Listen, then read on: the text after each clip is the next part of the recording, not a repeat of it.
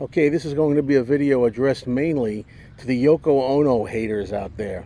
Your numbers are legion, and I'm sorry to inform you that most of you, if not all of you, don't know what the hell you're talking about 99% of the time.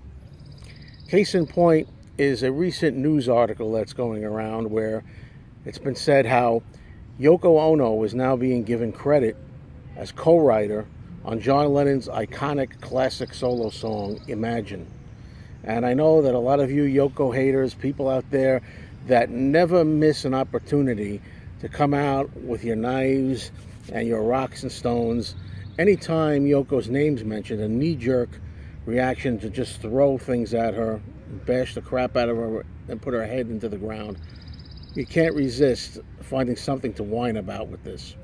Well, I'm going to school some of you who don't know about why Yoko does deserve credit on this particular song. Now, this is not so much a general video in defense of Yoko, because I'm going to do that. I've wanted to make a video defending Yoko Ono, generally speaking, for a long time now, but I thought I would wait until the unfortunate day when she passes, because as we speak right now, Yoko is 84 years old. She's not doing physically well from what the reports are, and she's confined to a wheelchair. So I don't know how long she has, but this is just basically a video dealing with this one particular news item. Okay. Now, John Lennon himself said in maybe more than one interview from 1980, these are interviews that are audible. They're not written interviews, they're audio interviews, so you could hear John's voice and the passion in his voice. There are two interviews. One of them is from December the 6th, 1980, with Andy Peebles for the BBC.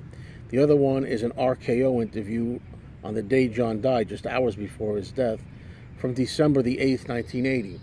And I kind of get the two interviews mixed up sometimes in the sense of which quote comes from which one, but we can hear John plainly say, when he discusses the song Imagine, that the idea and inspiration for Imagine came from Yoko Ono's book of poems that she wrote called Grapefruit.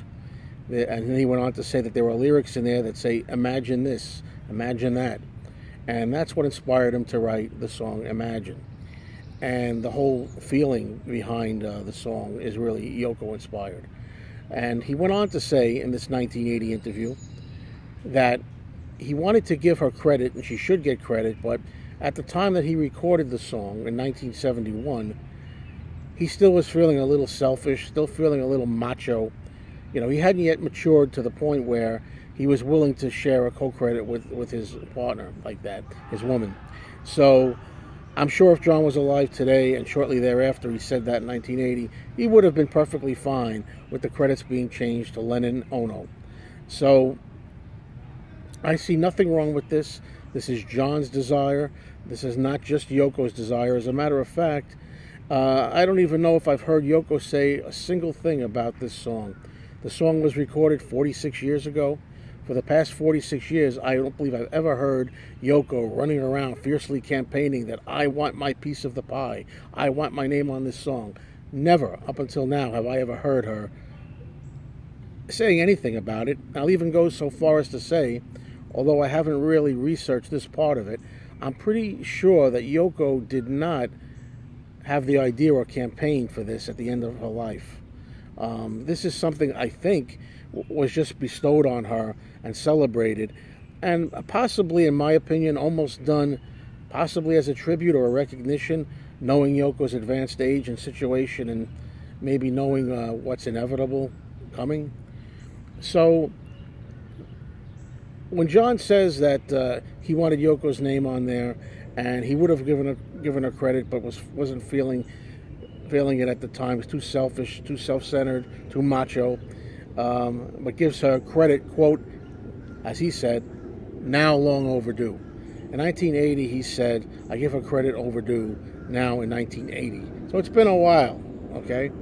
If you like the song Imagine, or hate the song Imagine, whatever your feelings are about the song itself, you can either thank Yoko and praise her for being the one responsible for its existence, or if you don't like the song, then you can complain to her about it and say that she put a song out that you didn't like. But be that as it may, if it wasn't for Yoko Ono, there would be no song Imagine. And Imagine is arguably John Lennon's most popular, iconic signature song out of all the songs he ever wrote. It happens to be written with co-writer Yoko. That's about all I have to say on this. Oh, one other thing before I go. This channel here, the Mean Mr. Mayo channel, is a non-Yoko bashing zone, meaning that I don't tolerate any nasty, unflattering, ugly comments about Yoko on this channel. You want to do that? There are plenty of channels on YouTube and throughout the internet in general where you could spew all your, misinformed vitriol, but not here. Okay? Now that doesn't mean that you have to praise Yoko here or you have to agree with anything. You can state your feelings in a civil, respectful way, but I don't tolerate any nastiness on this channel. Okay? So there's a little bit of information for those of you who didn't know, and until next time, class is dismissed.